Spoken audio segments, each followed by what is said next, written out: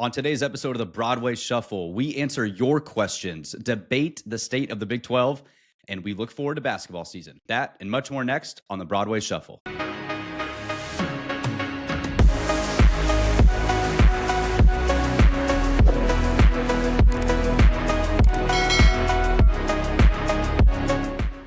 Okay, episode 27 of the Broadway Shuffle, coming off of a bye week. So we have a lot to get into as we look forward, but we are going to take a little bit of a break from football, specifically get into some questions that we had come in through our Instagram at the Broadway Shuffle. So with Conrad, Zyler, and Clayton, I'm Brennan. Gentlemen, missed you guys. No football this last weekend. Didn't have to suffer through a Texas Tech loss, but had to watch some other teams unfortunately lose, which made it a little more painful for Texas Tech, knowing where you could have been in the standings. But nonetheless, how are y'all doing here this week? And I guess I have one question for you guys. Did Texas Tech win or lose the bye week?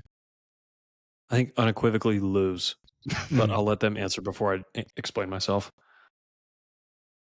Yeah, I'd agree. I think we lost. Seeing, like you mentioned, seeing some of the other teams that lost and like where you could be if you had just beaten TCU like you should have. It's really frustrating. Yeah.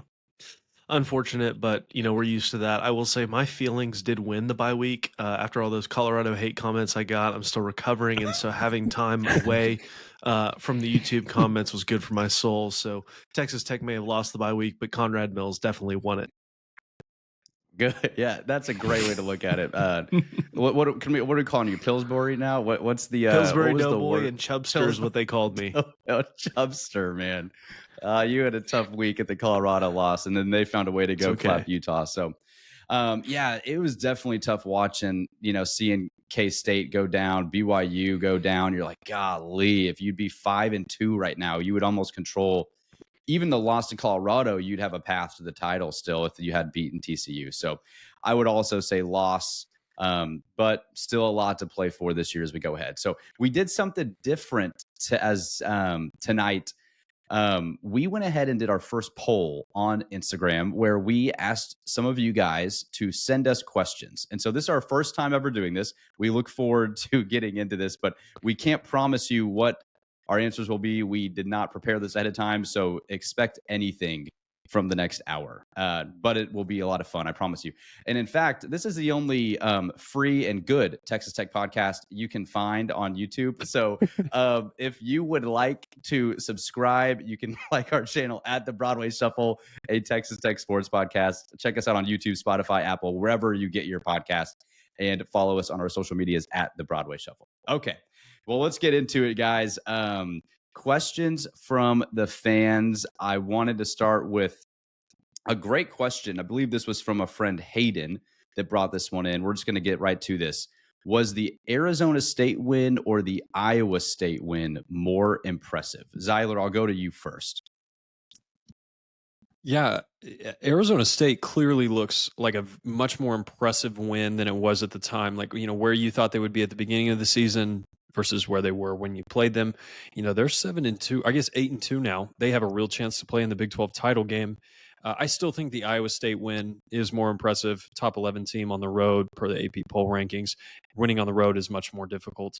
I think that game at that time was really, really impressive. But it's kind of, it's the BYU SMU question. When you look back on that game, neither of those teams were ranked at the time that they played each other. And now both of those teams, I guess BYU's not, in the driver's seat anymore, but that was, BYU beat the ACC, driver's seat team on the road, and it was kind of just like an afterthought game on a Friday night.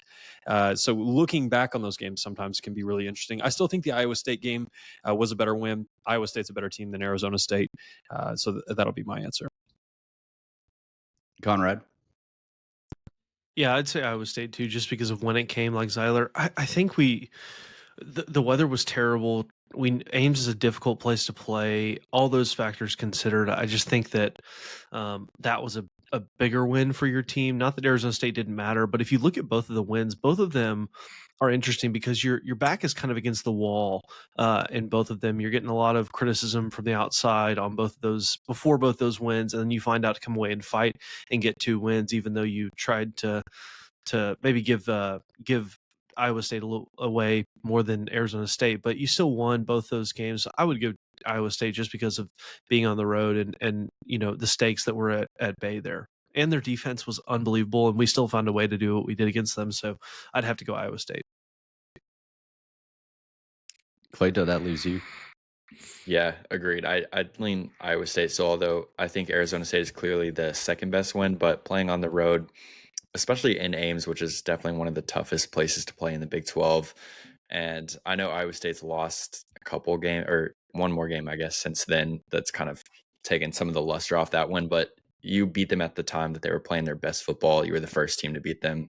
So I'd still lean Iowa State, although I definitely think it's clearly closer than we thought it'd be at the time that we beat Arizona State. Yeah, it's clearly your second best win on the season. Yeah, I think without a doubt. Yeah, it's interesting because when we've talked about this multiple times on the show, but their preseason win total was around 4.5, and they're now at 8-2. And so it's just interesting to kind of see, like at the time we were kind of locking in an Arizona State win when we were playing them at home. If we had to play them now, I'd be like, we're not going to beat this team. It feels like they've just really elevated their level of play. I'm going to say Iowa State still, just because of the road woes that you've had to face. Anytime you beat a top 15 team on the road, Iowa State's still 8-2 on the year after beating Cincinnati this week. I think that win is one of your more impressive wins you've had, even in the whole Joey Maguire era.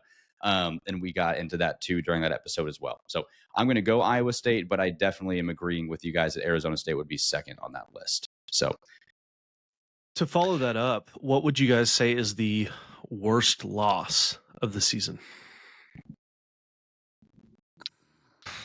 Dude, this one's tough.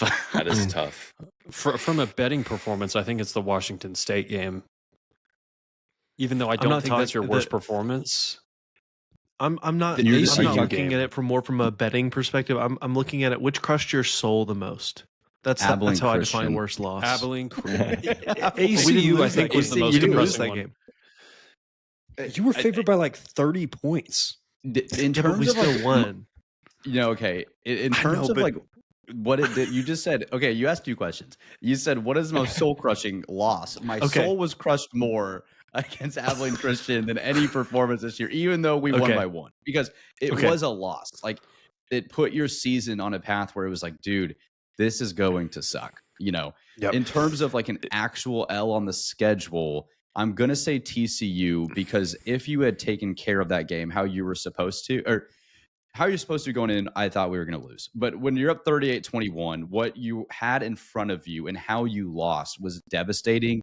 And now looking forward 3 weeks, where you'd be if you just finished off that game, take away anything else, you would be still in the hunt for a Big 12 title game, all things considered this year. So I'm going to say the TCU game as an actual loss, the Abilene Christian as a soul-crushing loss. Performance. Yeah. Yes. I still might lean Washington State. Yeah, dude. I thought about that too. Because, I know they look better than we thought they were at the beginning of the year, but they also just lost to New Mexico. And like the way who is terrible. New Mexico is awful. Legitimately terrible. Yeah, exactly. Yeah, that was deflating because they were 8-1. I was like, okay, Cougs, like y'all keep going, like get 11-1, push the playoff, group of 5, like whatever you are. And then I woke up this morning, saw that score, and I was like, of course they lost to New Mexico. Yeah, dude. Yeah, dude. And I still don't really think Washington State's that good. Like I watched that team and I was like, this team is not that good. Agreed. Like I watched the Baylor game and I was like, I think they're actually kind of good. You're kind of getting worked by a better team. I did not think Washington State was better than you. I was about to say, Washington State is still the only game where I think you lost and you should be the better team. Like, you can say that TCU, Baylor, Colorado. Colorado's for sure better than us. TCU and Baylor probably are too. So, and Kansas. We'll get okay, dude. No. We can. Can we debate this actually for a second? Is this going to be the most depressing episode? We're just going to recap. Conrad, answer the question first. Sorry, but I wanted to bring that up. Man, I can make a case honestly for TCU, for Baylor, for Colorado, and I can give good reasons for each of them. I think to be the contrarian here, I'll go Colorado because of the hate that was spilled into my soul from those Colorado internet fans. So I'm still holding on to that a little bit. I'm really looking forward to March when we play Colorado in basketball and we whip them by 30 plus, hopefully. So I would say Colorado, but I can make a case for TCU, for Baylor, even Washington State as well. But I'll just pick Colorado just to maybe get us in their queue again.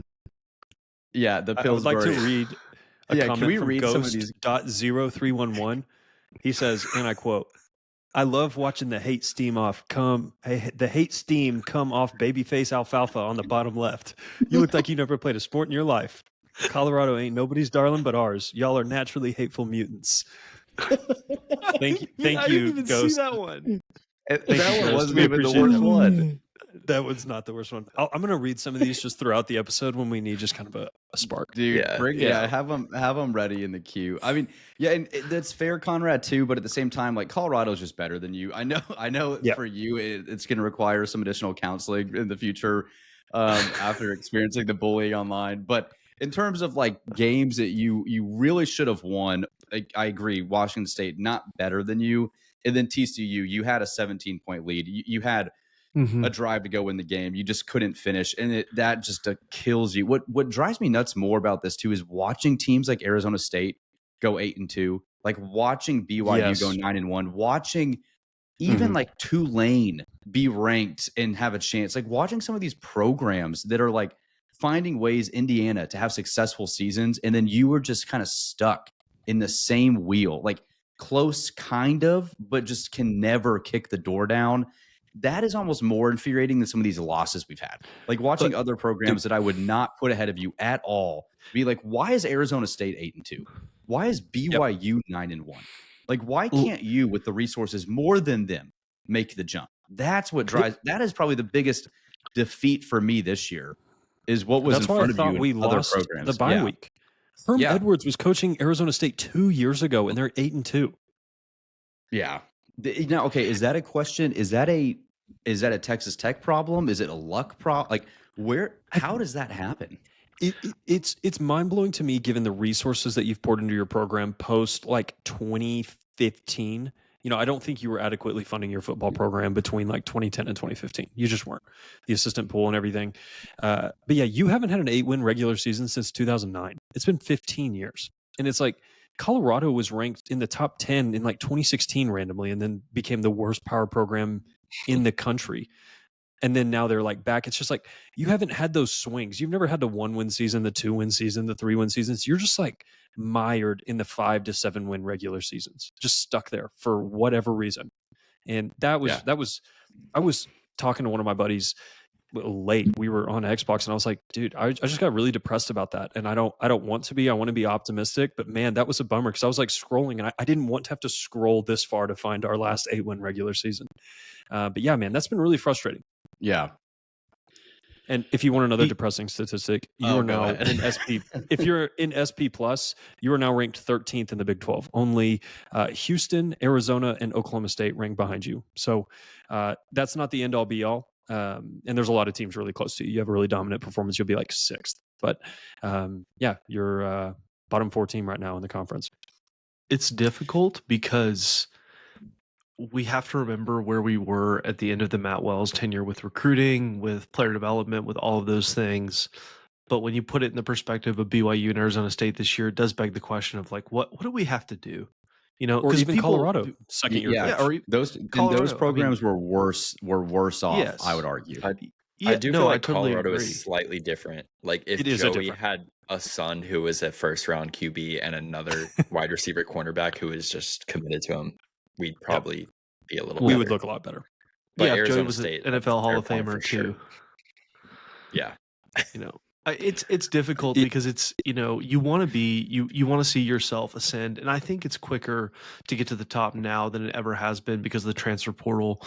But it's also quicker to maybe go to the bottom now than it's ever been. Also with the transfer portal, so it's difficult. UCF. I think, UCF, and so it's a difficult thing to look at. I do think that those schools, obviously BYU, Arizona State, and Colorado have had Colorado's different, like Clayton said, but looking at Tech.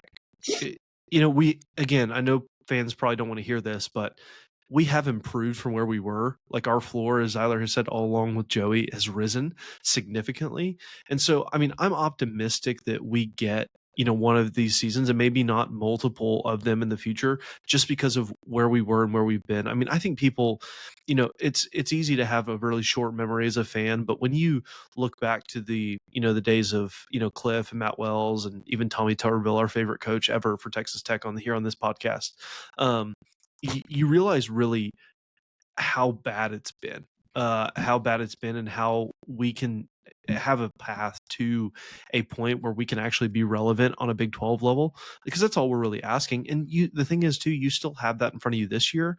Because if you got to 8-4 with this team, I think Oh yeah. Joey, I think people definitely deserve some credit, because if you get to 8-4 with this team, that's a massive overachievement from where this roster is. So we could get there. It's just hard to know when that's exactly going to happen. But I think it's more likely with Joey than it's been with anybody since Mike Leach.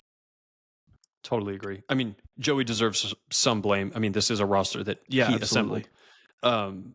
But yeah, your point on Matt Wells should be well taken, and everybody should be taking that point. Yeah. Also, just wanted to quote something here. This is from Blackface 243. You guys look like the 4 rejects from the band The Police and Queen, respectfully. LOL, a bunch of Caitlyn Jenners, not an athletic bone in your body.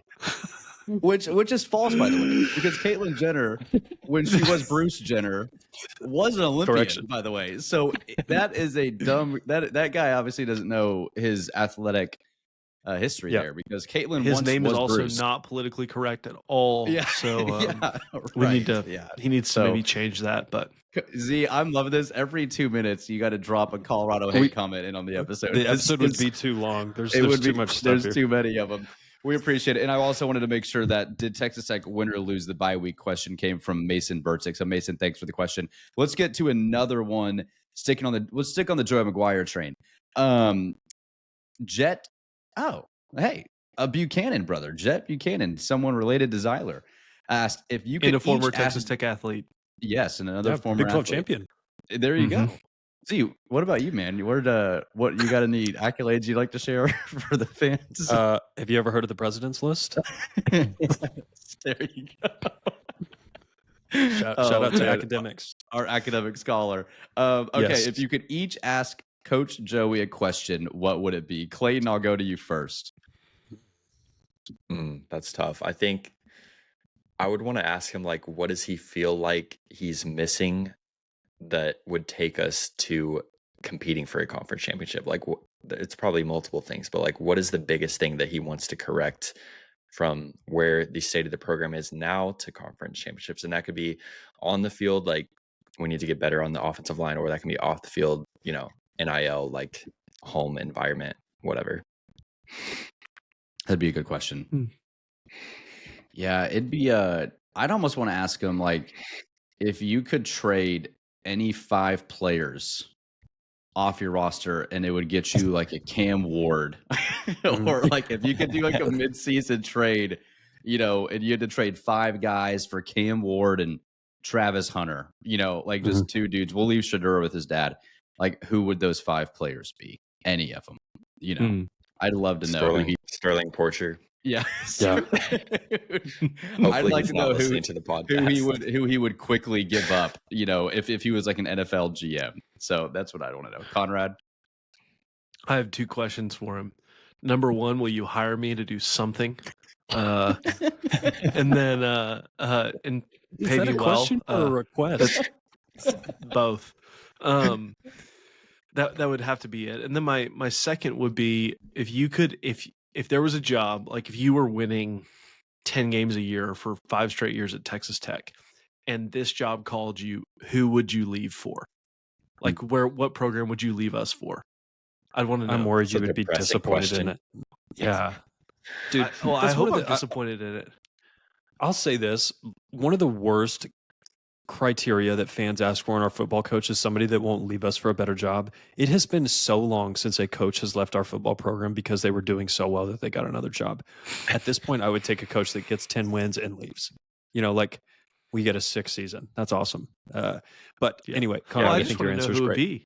I think I'm curious. Like, would it be any power forward job that's better than 7-5.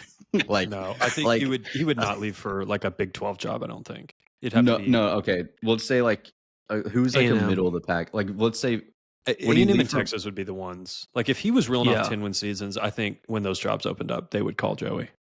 Like he wouldn't leave. He wouldn't leave for like Baylor or anything at this point. What about like a South Carolina? Like, let's say like Shane Beamer left. Do you think Shane Beamer is a good coach?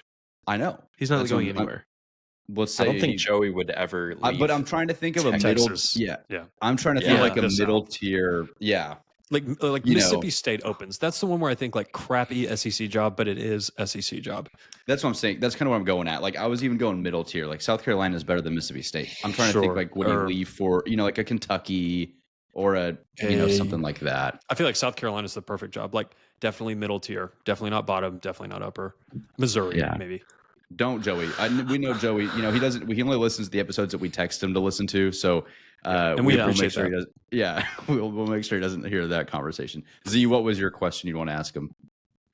Okay, this one's just because I like being a hater. If you listen to Joey press conferences before games, you kind of get a general tone that he respects his opponent. Blah blah blah blah blah. The old Chris Beard thing. He begrudgingly gives that stuff when he talks about TCU. I would want to sit down and say, what happened between you and Sonny Dykes to where you just absolutely cannot stand this person? It is like the most like passive aggressive. He's not mean. He's never hostile. He always tries to be very respectful, but you can tell that he clearly does not like Sonny. And I would just want to know what happened there. Give me all the details. Like that's something that I would want to know. And that's just like personal vendetta stuff because I also dislike Sonny and I'd love to have a comrade in arms and be united in our hatred for an institution. Zyler, what do you think if we asked him that when he comes on the show? He's not going to give that answer, I don't think. We'd have to it'd be the Avery special where we get all the good information after we stop recording. Yeah. Yeah. Clay, what were you saying? No, I think I heard that Sonny was like really badly negatively recruiting against Tech. Exact. I'd want to know what was being said. Yeah. Like that would just be so interesting with, Dykes' obvious connection to Tech with his dad and him coaching here originally. And I think that would just be really interesting and really revealing. There's probably better questions to ask. I would ask one, I mean, if I get another one, I would ask who was your original OC choice when you got hired in 2022? Or I guess 2021. Because I know there was that guy that went to, the Panthers, I think was the DC choice. And then there was potentially the guy that followed Napier to Florida was a guy he was eyeing for OC. And you just never know where they fall. So that would be an interesting one. And that's nothing against Kitley. I would just love to see kind of where his thought process there and what he wanted to run. I guess if he wasn't going to get Sonny Cumbie. Yeah, that's a good one. Okay, let's stick football quickly. One word to describe Texas Tech football season so far. Clayton. Mid. It's not great, but not terrible either. Yeah, Conrad. If we win 8 games, I'll be happy. Dude, if this team finds a way to win 8 games, that is a A- season in my mind. That's not mid. Yeah, I'd say progress. You're not as bad as you were, and you're not as good as you hope to be, but you're moving forward, and that's something I think we need to realize is that top 10 wins on the road against quality opponents like Iowa State, other games like Arizona State, Cincinnati at home. A lot of those things haven't happened around here in a while, and you can end up with a winning record in the Big 12 for 3 straight seasons. So progress. I think I would go expected. I think if you were looking at the roster and you saw kind of some of the deficiencies, if you were expecting this to be a much better team, that would have shocked me a little bit. But if you thought this was going to be a terrible team, I would have been shocked by that a little bit too. The crazy thing about this season is if you told me beforehand that we were going to beat Arizona and Iowa State on the road, I am saying we are a 10-win team at minimum. I'm saying a team that beats Iowa State on the road does not lose to Baylor at home, does not lose to Washington State, definitely doesn't lose to TCU. Like, I'm thinking you are absolutely rolling. It's wild that you have those 2 wins and are what you are. Another word could be inconsistent. Yeah, that's a good one. When we did our preview show and we went through the schedule and each picked a win, was our consensus 7-5, but I believe we all had a starting 5-1.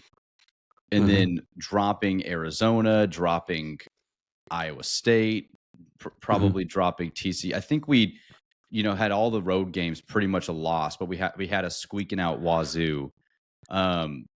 Yeah, so it's interesting to be like, man, like if you go and beat Oklahoma State, then you could throw Oklahoma State into that, because if you go and beat Oklahoma State and you had wins against Iowa State, Arizona, Oklahoma State, you'd be like, you go 3-1 on the road in the Big 12. Yeah, you'd be like, are not even in the conference championship conversation. Right. Yeah, exactly. So which is wild. I would say, like, I watched this team. If you put a TV on with no score banner in front of me and didn't show me the touchdowns and showed me just Texas Tech muted, and I watched like 4 quarters of the game, I would say we're probably 3-7 at this point. Like if I was just watching the totality of some of these football games, and our offense go cold, and I didn't know the finishing of the drive. Like if I just watched some of these, I'd be like, man, like this looks rough.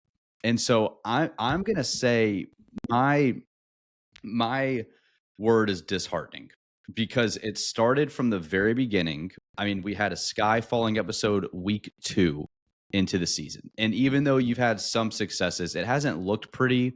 There's been a lot of questions on efficiency offensively, even though you rank somewhere, in the top 25. I'm not sure where you fall after the Colorado game. I haven't looked, but it just was a disheartening season from the get-go. Though you've had some success and you got to 5-1, you've lost 3 of 4. How you've lost the 3 of 4 have been super deflating. I understand what you're saying, Conrad, on progress. And if we win the next 2 weeks, I might have a different word, but I'm not totally confident you're going to do that. And it just feels like you're just stuck in the same wheel, like I said, which is just disheartening to me. I don't know if I see it as progress, depending with what I've seen on the field this year. Yeah, I think that's fair. And I'd love to hear, from the people who are listening, comments, things like that. That's always interesting to hear different answers from people with different perspectives. So any of these questions that y'all have very strong opinions on, we'd love to hear some of your answers. We're not going to be able to get to everybody's question tonight, but we do appreciate y'all submitting a lot of that stuff. And Brennan, I thought that was a really good answer. I think I pretty much agree with everything you said there. Yeah, and I see, Conrad, your point. I mean, I'm not trying to say that, this team isn't moving forward with some of the wins you've had, like Iowa State, but at the same time, it's just like you've had some losses that come down to a lot of roster flaws and coaching decisions and different things too. And you're not going to be perfect. I wasn't expecting that this year, but I also wasn't expecting 52-51 against Abilene Christian. I don't know if I've gotten that taste out of my mouth, even though we won. Like, it just put a sour taste in my mouth for the season. Yeah, no, that's all fair. But if I were to ask you, what is more surprising to you, the wins over Iowa State or Arizona, or the losses against Baylor or TCU, I think you would 100 times out of 100 say that the wins were more surprising, because you expect us to lose games like we did, against Baylor, against TCU. Like that's what we expect, right? I mean, I don't think that's, not that we necessarily expected each of those games to go the way they did, but if you told us, okay, be more surprised by a win or a loss, we're going to pick loss every single time, because that's just what we're used to. And so the reason I say progress is because you won some games you probably haven't won under previous regimes. And so that's why I think it's progress. Of course, those other games were terrible, but I do think there is some optimism to be had in the fact that you did find a way to beat a top 11 team on the road. You did find a way to beat, Arizona, even though they weren't very good at the time that we know now. But that was my reason for the saying progress. But I totally understand the other perspectives as well. Yeah. I mean, I agree. I think you might have swayed me there a little bit. Maybe I'm being too harsh. I don't know. So, okay, let's do one more. What'd you say? You're just being pessimistic, man. I'm the Kool-Aid man. I have to be hype at some point. That's right. And we'll see how the Kool-Aid factory is doing on Thursday. So, okay, let's move to a basketball question. This one was really interesting, and it's kind of challenging, but great question. Most underrated Texas Tech basketball player ever was the question. So deep into the vault. Conrad, are you going to go Kevin Overton here, your favorite player? Dude, I love Kevin Overton. Kevin Overton's my favorite player. I want to buy his jersey whenever those come out. Whenever you can buy NIL jerseys. I know football has them at some schools, but Kevin, I will get your jersey and put it up on my wall behind me just to make up for my lack of knowledge about who you are. But now I know everything about you, including your social security number, date of birth, everything. I won't divulge that here on the pod. Wow.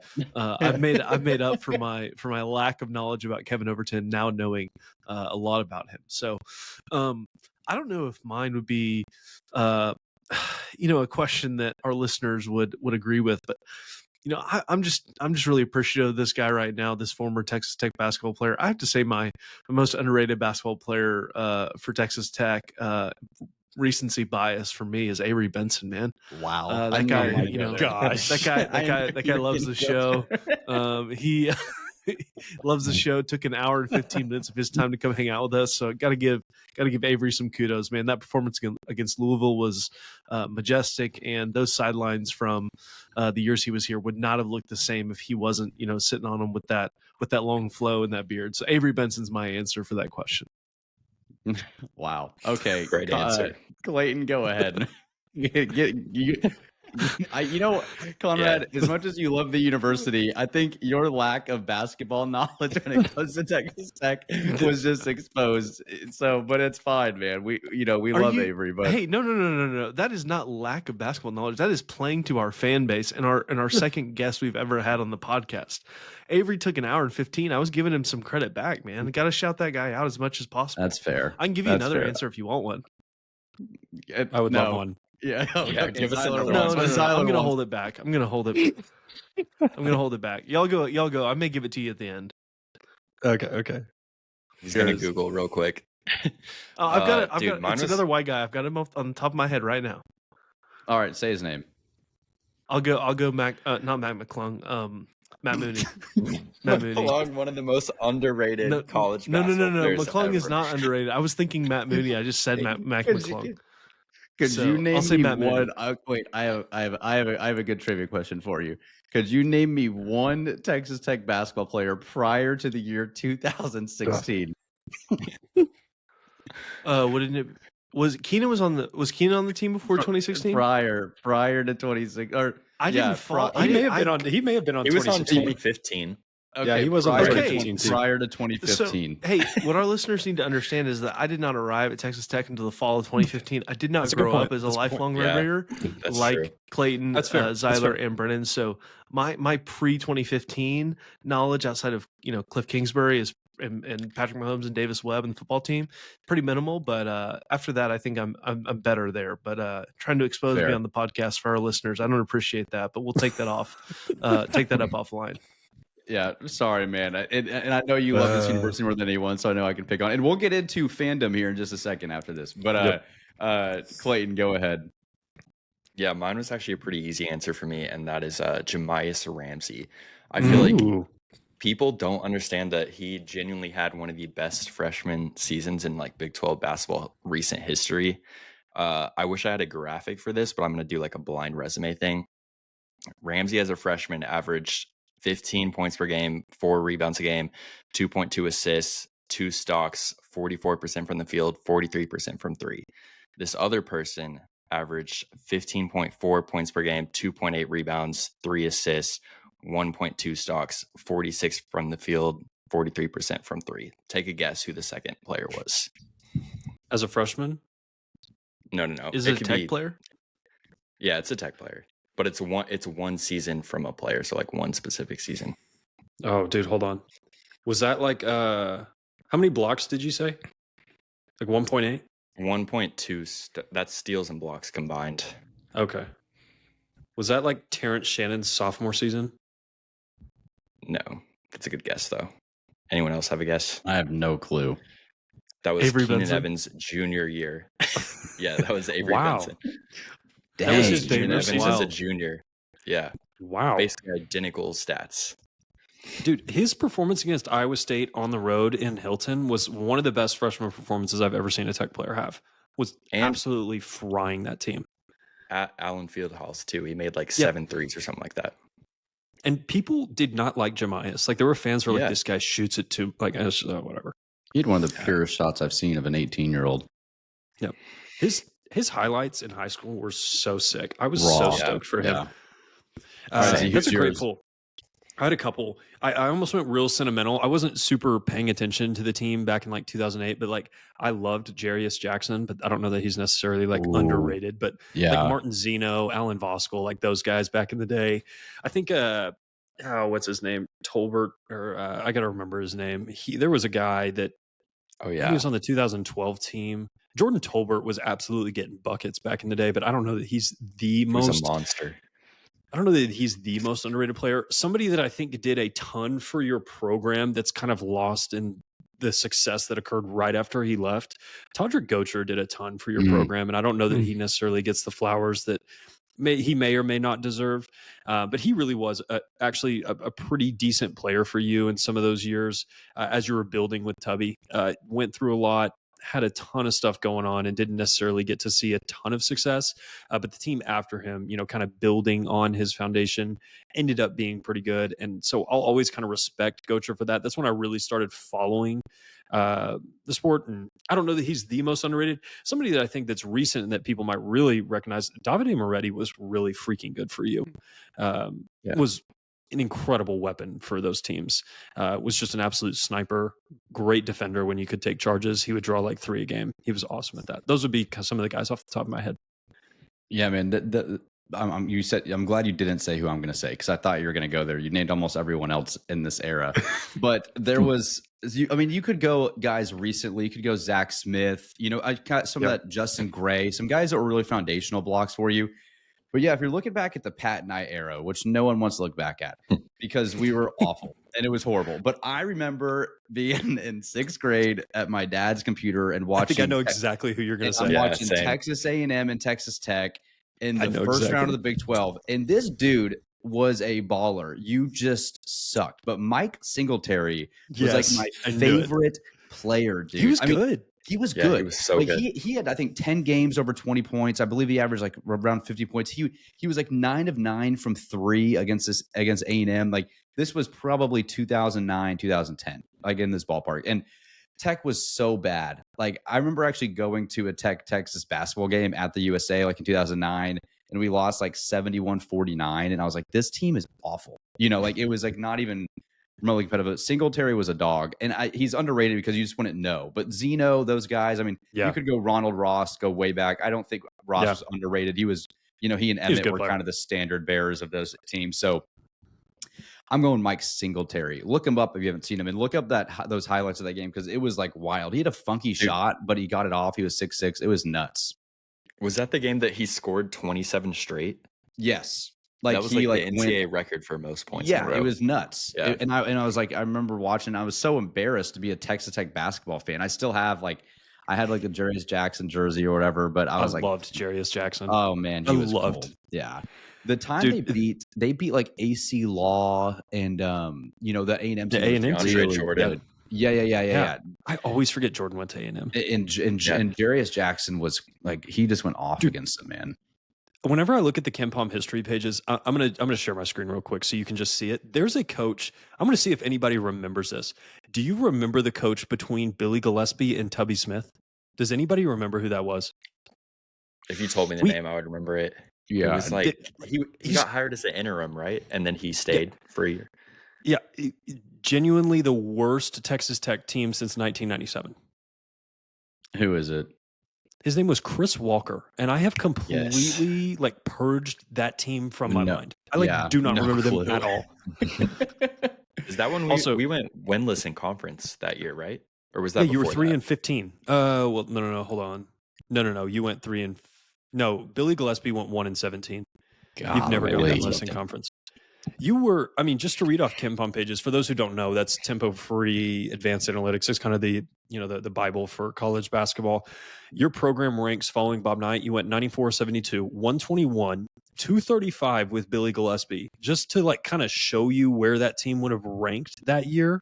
That was, give me a sec. Let me pull up stats. That was in 2012. So that means that there were teams. Some of the teams that were better than you that year would have been Sacred Heart, Campbell, Southeast Missouri State, Rhode Island, Rider, Hofstra. Those were all teams that were significantly better than you that year. Just an unbelievably bad basketball program for so long. And then you got saved kind of by Tubby. He brought you 80, then 155, then 54, and then Chris Beard took you to 41, 11, then a top 10 finish, then 21st, 17th, 7th, Mark Adams 63rd, Grant McCaslin 31st, and then this is a top 10 team right now. So fun basketball stuff. That's awesome, man. Yeah, looking forward to the basketball content. It's actually fun to talk about now. We don't have to reminisce on the Pat Knight, Chris Walker era too much, which is great. So, okay, one question that we're going to get to, and this is one that we could spend probably a couple hours on, but it's what makes a true fan? So there are diehard Red Raiders everywhere, and then there's people like Conrad. So it's like, do you Just kidding, Conrad. There's people that don't know who Martin Zeno is. Get out. If you don't know 2003 Texas Tech basketball, you're not welcome here on this podcast. But so we want to debate and get into what really makes true fandom, diehard. Like your whole weekend's ruined, or you tune in to watch the game, you go to a tailgate, and then you're kind of done. Like, how can you associate with what is a true fan? Because Texas Tech, as I guess mid as we've been, it seems, and I'll speak just for football. It seems like we have a lot of diehard fans that think they know every answer. We might be some of those people on some weekends, or that think we should be 12-0 every year and winning Big 12 titles. And it's like, does make a true fan have? Is it realism? Is it you went to the school? You're from Lubbock. Your parents went to Tech, or you like Conrad and you showed up on campus in 2015 and were adopted into the family. So, Z, I'll go to you and Clayton first, because you guys are actually born and raised in Lubbock. So you probably have a little extra fandom being around the Texas Tech program since you were conceived. What defines true fandom in your mind, Z? And then the second question I want to ask is like, is there a point of no return? Like you're like, oh man, I've gone too far here. Yeah, so I have a lot of thoughts on this, almost at a philosophical and existential level. I think at a base point, you can root for whoever you want to. I don't care if, Jim Bob from Lubbock decides he wants to be a Virginia Tech fan and that's who he wants to root for. Perfect. You go do your thing. That doesn't bother me at all.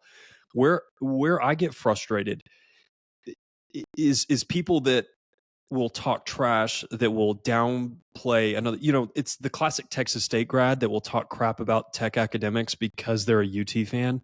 It's like, my brother in Christ, like, you went to San Marcos. Like, nothing against San Marcos. I love San Marcos. But it's like, when we're engaged in those sort of conversations, if we're going to talk and debate about our university and our team, I need you to have some sort of buy-in. There's kind of 4 things for me when I look at that. Otherwise, it's fine. You can root for that team, but like, you don't get to talk crap about my team. That's kind of where I fall, and that's where I feel strongly about it. It's like, if you went to the school, perfect. You're in. You can do whatever you want. You are a fan, and you have every right to be. The second one that I think, you grew up in the town. So, you lived in Lubbock your whole life. Maybe you didn't go to Tech, but if you've lived here 40 years, you've rooted for this team 40 years. You're part of the community. That's fine. You grew up in Waco. You can be a Baylor fan without having attended Waco. Doesn't necessarily bother me that much. Close family member, if your dad was a player or coach or something like that, totally get it. You're kind of born into it. And then finally, if you have a brother, sister, a kid that plays there, I get you being a diehard fan and wanting to engage with some trash talk and things like that. Everybody else, I'm kind of just like, I don't really respect your opinion when you come at me talking bad about another school. It's you deal with a ton of OU and Texas fans that are in this classic regard. The Walmart fans. You can root for that team. I don't care who you turn on your TV. You don't get to talk down on another program that you don't really have any business talking down on. That's kind of where I fall. I'd love to hear some disagreement though. So your main problem is other people that pretend Walmart fans coming at Texas Tech, not like Texas Tech fans who might not have the same family history or degree as others. Sure. I didn't choose this. Like, I have to be a Texas Tech fan. I had no choice. Like, and I'm fine with that. I love that. But it's like, you don't get to just decide that, yes, I am now an OU fan at 35 years old and I'm going to talk, bleep on Texas Tech. It's like, buddy, you don't get to do that. Yeah. That's where I get frustrated. And that's where the fun part about being a fan is like engaging with other fan bases and like arguing about random crap. I don't like engaging with fans that are of the t-shirt variety when it comes to that stuff. Totally fair. Walmart t-shirts not welcome. Clayton, you've got to be one of the most loyal Texas Tech fans I know. I think all 4 of us here are probably, we wouldn't be here if we didn't love this university and expect the best. But you'll predict things like Texas Tech beating Texas, and I'll be like, no way, and then we'll win 34-31 at home. You have a love for this program, and it's so infectious. Do you feel on Z went kind of not Texas Tech side? I want to ask you more specifically, like, what makes a true Texas Tech fan, and what is the level of expectation that comes with that in your mind, and where should we kind of relax?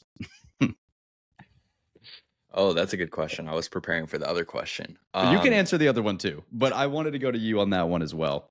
Yeah, okay, I can answer that. But to add some things to Zyler's, if you grew up in a city and you're a fan of, say, Texas Tech, and then you go to another school, you are now a fan of that school. Unless they are not Power 5, then you have the right to still root for Texas Tech.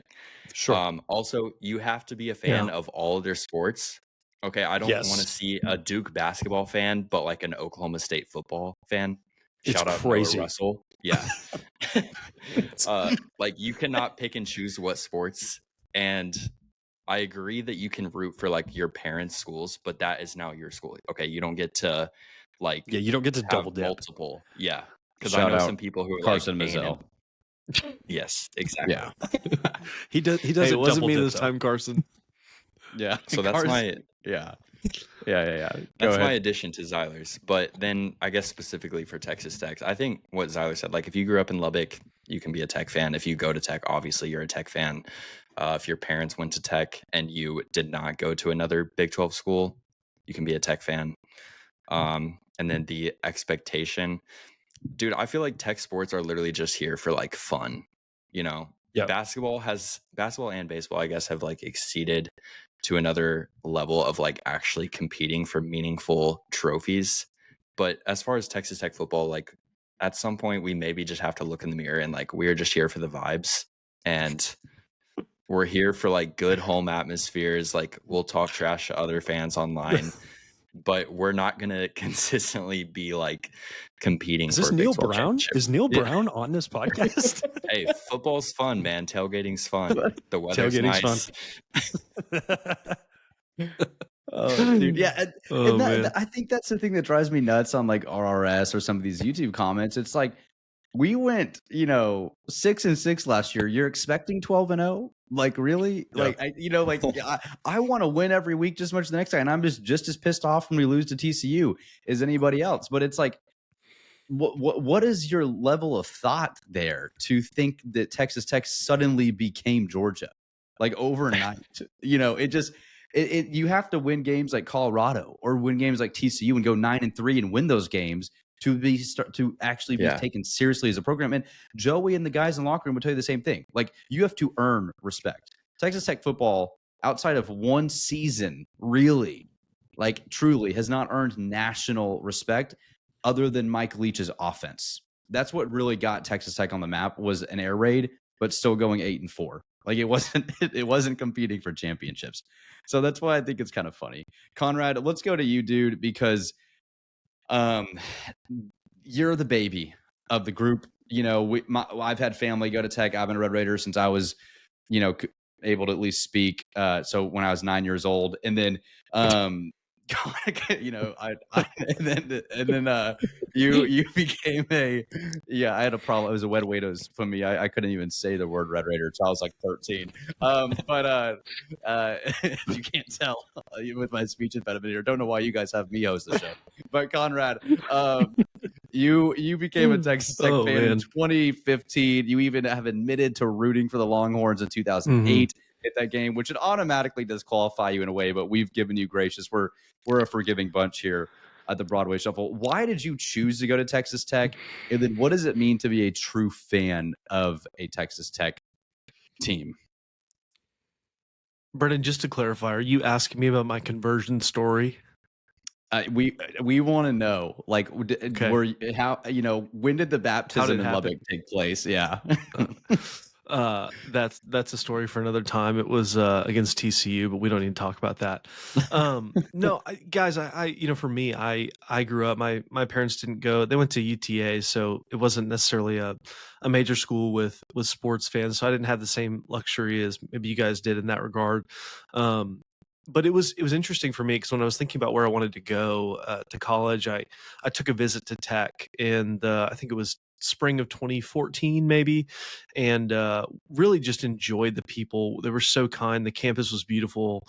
It was a great experience. We went to the spring game the next day in the Jones. It was my first time being in the Jones, and just really loved it from there. And so it was, a lot of it was the people, and it felt like home. And I love Lubbock so much. It's a great place. Texas Tech is fantastic. I mean, I don't want to get too mystical here on the podcast for our listeners, but there really is a spirit of Raiderland that is there in Lubbock on campus. And so that's why I wanted to go to Texas Tech, because I did grow up, rooting for the Longhorns for a little bit. Loved Johnny Manziel at A&M. Enjoyed watching them, but those are in my past. And from the moment I stepped on campus in 2014 to this moment and till the day I die, I'm Red Raider through and through, because it's a unique place. The people are different. The school's awesome. The football team, the buy-in. There's just a culture in Lubbock where people do seem to really care about doing things well and about being together. There's that communal sense, that familial sense that you feel in Lubbock around Tech. And so that was a big part of it for me, why I chose to go there, and haven't regretted it for a second. My heart's been stabbed more times than I can count with all the losses I've endured, but that doesn't mean it was a bad decision necessarily. And so for me, I mean, a true fan, I kind of echo what Zyler says, because you have to have something in the game, right? Like you can't just say, well, I like, Texas this year, and I like Alabama next year, and I like this and that. Like, if you didn't like, I mean, you can root for whoever you want. It's just, don't act like, if you're just going to bandwagon different schools. And I've been accused of this, to be quite honest with our listeners. My exhibit A in terms of who I've been accused of this with is a man who used to coach the Oklahoma Sooners and now coaches the USC Trojans, Lincoln Riley, who is a fellow West Texan and a Red Raider graduate. And so I like to root for my own to do well, except for Sonny Dykes. He can go. Never mind. I'll stop there. But you can't like talk down to other fan bases. You have to have some skin in the game. I think fandom is more fun when you actually have emotion in it, like where it bothers you if you don't win. Not that you should necessarily expect to win every game unless you go to Alabama or Georgia or one of those schools, but they can't even do it. So why should you expect to? So I think that's for me. You have to have some skin in the game. You have to have emotion. It's got to be something that you lose and you wake up the next day and you say, you know what? I still love the Red Raiders. I'm still going to root for them. Still going to watch them. Still going to keep up with them the same way. Still going to host a podcast about them. And so it's got to be that level of commitment to them, in my opinion. So that's a long-winded answer, but I think it hopefully captures everything from my point of view. I think that's a great answer. And to give the flip side of the coin, the Chiefs fandom for me, I fully recognize that I am 100% a bandwagon Chiefs fan. And as such, I do not engage in discourse with Bills fans or Raiders fans or Denver fans. Those guys who've been in the trenches for 30 years, in this matchup. I don't get to come in here and talk crap on the Denver franchise because I like Pat Mahomes and he joined a really good team. Like, that's where things really bother me. But Conrad, I think your answer is really good. Are you the kind of fan that if we lose every single game, did you tune in every single time? That's kind of where are you when it's really bad? Are you out there in the trenches with me, arguing and fighting for the team? That's where I think it gets really interesting. Yeah. And Zyler, I think that's a great point that you brought up with Pat Mahomes. It's like we understand that we have not been Chiefs fans for very long, but every single time there's a Chiefs game on, it's always broadcast in Lubbock, Texas, and there's one reason for that. It's because the greatest football player in the world plays for the Chiefs. Sorry, Josh Allen and Brennan. But at the same time, we do realize that the only reason we are fans of the Chiefs is because of Pat. And I think that's totally understandable. Like and it's not just because of him. He obviously still loves Texas Tech. It's not like he just forgot about us. So I feel like it's totally understandable for all of us, except for Brennan, to be Chiefs fans and to be rooting for them and to actually have a stake in the game when they win 3 Super Bowls and win a 4th this year, like they will. Yeah. Okay. So to your point, NFL fandom, it's so funny because you'll see like It college is games. different. That is different. It's so Yeah, different. way because- different. Way Yeah, different. it's way different than college because you'll see like college games. And it'll be the students with like their chest painted or whatever. Then you'll like watch a Browns game. It'll be like some 70-year-old with his like dog mask on and his chest painted. And you're like, that's weird. Like Mhm. I've just had people that don't like NFL and they're like, what are these people doing? Like it's a different type of maniac when a grown adult is doing what a Yeah. college kid does for a college fan. That It's guy just has a different. mortgage. Yeah, like that dude's probably a granddad somewhere and is like still Yep. shirtless at a Bills game and it's like -9 degrees in Buffalo. It just like doesn't Yep. matter. So it's a lot of fun to see NFL. But to your point, um, I was going to say one thing for Texas Tech fans, Conrad. It is just what makes Lubbock unique is that it is the town and it's out there. You have been the little brother, but you found a way to break through at times. Like you found a way to beat OU and A&M and Texas and these big programs, and it's so much more validating for you. Like we can do this. It's just frustrating when you've gotten so close to the door so many times and haven't broken through as regularly as you would hope. Doesn't mean it can't happen. Maybe it will in the new Big 12, but we've all suffered through this. I do think there will be glory at some point for us. Not saying that's a Big 12 championship, pay off, but it's got to pay off at some point. Like we have suffered so much misery and we keep coming back and keep coming back. I do think we will see victory at some level. Like I don't know what it'll look like. We will. Even in basketball, like in baseball, and we've gotten to the pinnacle of the sport and we can't break through. It's like, gosh, like give us a win in this. Like, can't we celebrate? Yeah. It's just hard. Dude, if you were suffering through those early 2010, like 2014 seasons in basketball, you deserve every bit of success. I mean, those were some horrific basketball teams. And that's the thing. We just mentioned it. Like we all, Conrad, you excluded, but we all watched those teams and it was brutal to watch those teams. So at least we do get to celebrate great Big 12 basketball now. So, well, that was a great question. This has gone longer than I thought it would. That's awesome. We got to do this more often. That was a ton of fun. We could spend probably a whole hour and a half just on that one question. Just speaking of like big moments, I feel like there's no better team in the universe than a Big 12 team facing Texas Tech with a coach on the hot seat. Like Dave Aranda, it's like if he gets steamrolled in Lubbock, there's a chance he gets fired, and they just absolutely beat the brakes off of you. Sonny Dykes, in a tough situation, decide to eke out a 1-point win. That makes me a little bit nervous for this weekend. But, speaking of, big win, like, can we get over the hump? I'm hoping that we can finally just get over that. Can we put some coaches out of the conference? I feel like we keep saving people's jobs. Yeah, that's a chance. That's a great, have a chance. Yeah, the Neil Brown. That's the Neil Brown. The Neil Brown hot. There's my speech impediment coming out. There's the Neil Brown hot seat game, for sure. So, we'll talk about this more on Thursday. But just a note on that: if you do win and go 8-4 for your first time in 15 years, we got to celebrate. It is a successful season with the roster you have. It is something where Conrad mentioned progress more than a disheartening in my mind. So. The season still has a lot to play for. I know you're disappointed in some of these outcomes, but 8-4 would be a huge deal. I always said that Texas Tech would trade 8-4 in football every year for a College World Series or a national basketball title, and that's another debate we can get into. But that's how much 8-4 was valued in Lubbock during Leach. I still think it's pretty important to the fan base now. Think about going on the road, beating Oklahoma State, beating West Virginia, and then winning a bowl game, getting to 9 wins. I don't know that that's going to happen, but you go into the offseason with a ton of momentum if something like that happens. With a lot of returning players. Yep. Depending on portal, but should return. So, hopefully some returning players, maybe not all coming back. Yeah, Sterling Porter.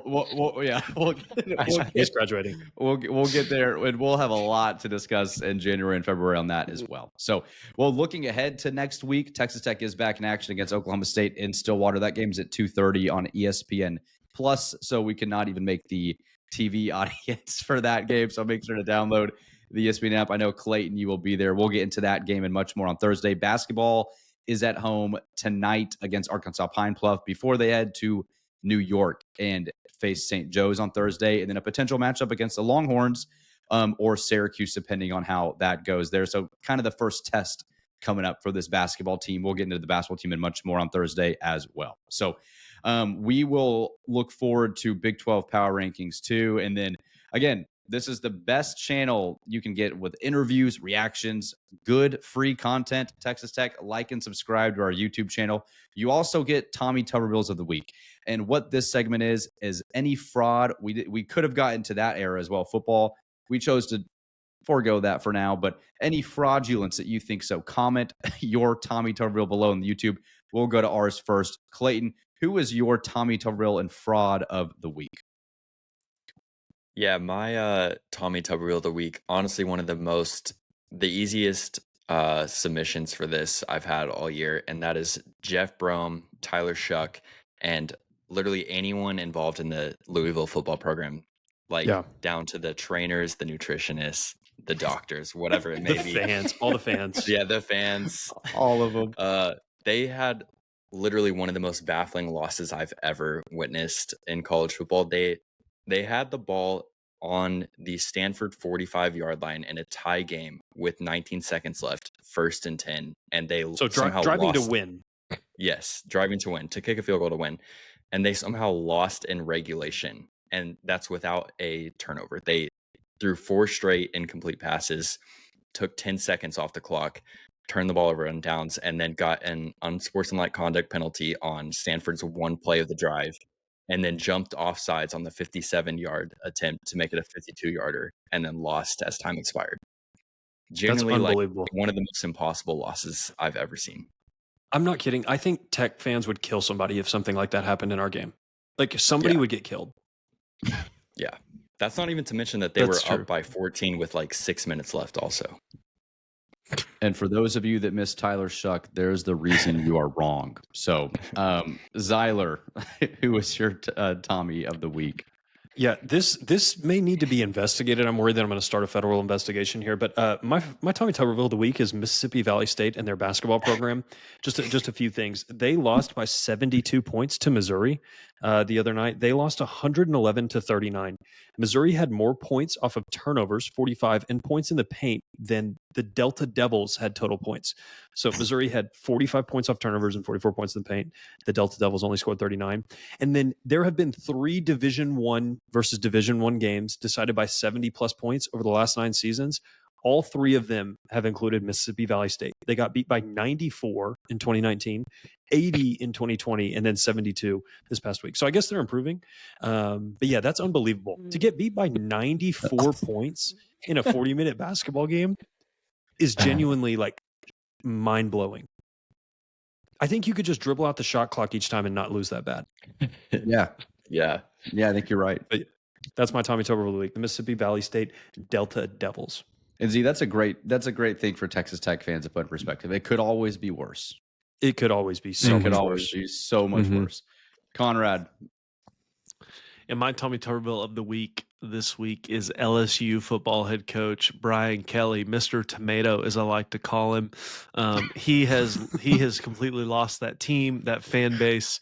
USC lost USC 27-20 to open the year. Then they lost to Texas A&M at Kyle Field 23-38. Then they got absolutely blown out by Alabama at home at night 13-42. And then they lost yesterday to the University of Florida 16-37, who is an absolutely abysmal football program. At least we thought they were. And now they seem to maybe have turned a corner. Kudos to or courtesy of the LSU football program. So Brian Kelly, man, get your team under control. Get those crazy Tigers under control. Or you may be looking for a new job. You can be an analyst at Texas Tech. But those Tigers are not happy with you, man. So Brian Kelly, you're my Tommy Tuberville of the week.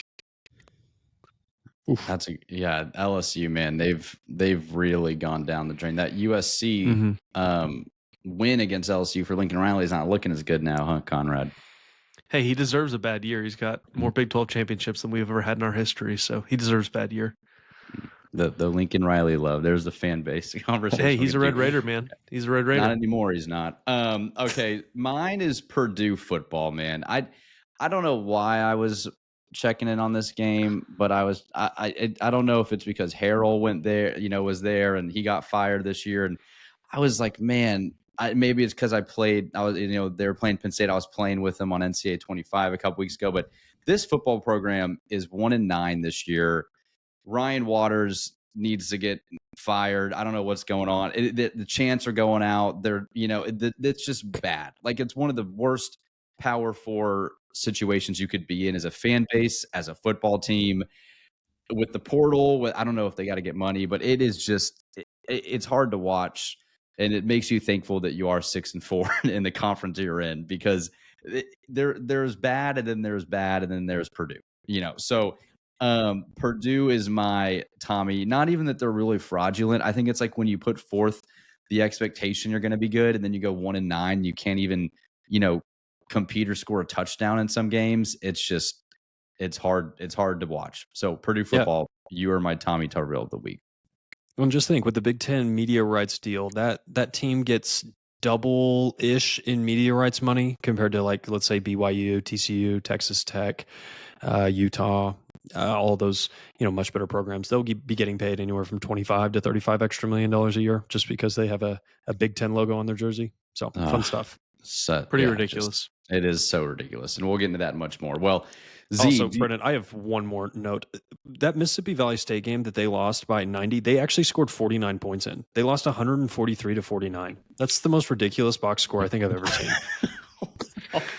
we should devote a whole Valley State segment. I wonder if there's like a Mississippi Valley State podcast. Yeah, we could switch it up just for them, give their fans some hope. So, Z, do you have a trivia question for us tonight? I don't even know if I do. Okay, I do actually. We didn't talk as much about basketball as we probably thought we would. We just really got into a lot of those questions, but Tech is currently sitting top 10 in KenPom right now in basketball. They're actually 9th right now, which would be one of the highest finishes that you have ever had.